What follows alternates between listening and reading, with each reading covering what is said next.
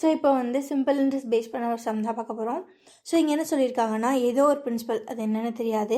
So அது வந்து 12% rate of இன்ட்ரெஸ்ட்டில் simple இன்ட்ரெஸ்ட்டில் 3 வருஷம் கழித்து என்னவா மாறியிருக்கான்னா 17,000 மாறியிருக்கான். ஓகே, நம்ம என்ன கண்டுபிடிக்கணும்னா பிரின்சிபல். ரைட். ஸோ இப்போது பிரின்சிபல் தான் நம்ம கண்டுபிடிக்க போகிறோம். இப்போ டோட்டல் அமௌண்ட் எவ்வளோ ஆயிருக்கு அப்படின்னா 17,000. Rate of interest 12%. Number of years 3. Simple interest. So இது சிம்பிள் இன்ட்ரெஸ்ட்ன்றதுனால இந்த அமௌண்ட் வந்து பிரின்சிபல் ப்ளஸ் எஸ்ஐயாக இருக்கும், ஈக்குவல் 17,000. ஓகேவா?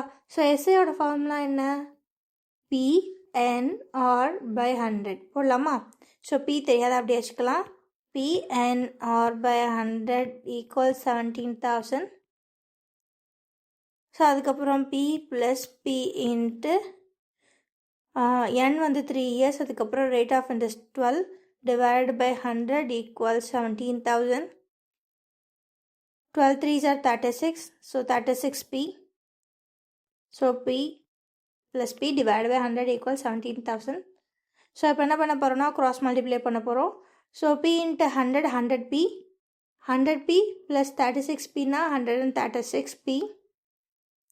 So 136P divided by 100 equals 17,000. So 4 all divide பண்ணலாம். 4 5s are 25. இதையும் 4 ஆல் டிவைட் பண்ணால் 4 3s are 12. Reminder 1. 4 4s are 16. ஓகேவா?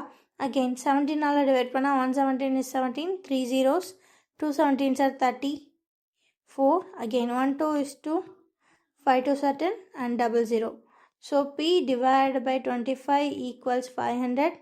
எனக்கு P தான் வேணும். ஸோ டிவிஷன் அந்த பக்கம் கொண்டு போயிட்டா multiplication. So P equals 500 into 25. So 25 5s are 5 5s are 25. Remainder 2. 5 2s are 10. 10 plus 2 12. So P equals 12500. That means 12,500. So இங்கே பிரின்சிபல் எவ்வளோ? 12,500 தான். அது எங்கே இருக்குது? Option B. ஸோ இந்த சம பொறுத்தளவு ஒன்றே ஒன்று தான் ஞாபகம் வச்சுக்கணும். இங்கே சிம்பிள் இன்ட்ரெஸ்ட் யூஸ் பண்ணுறதுனால இந்த அமௌண்ட் இருக்கு இல்லையா, இது வந்து பிரின்சிபல் ப்ளஸ் எஸ்ஐயாக இருக்கும். இந்த இடத்துல சிம்பிள் இன்ட்ரெஸ்ட்டுக்கு ஃபார்முலா நீங்கள் போட்டு சப்ஸ்டிட் பண்ணிங்கன்னா ஆன்சர் வந்துடும். ஓகேவா? By guys.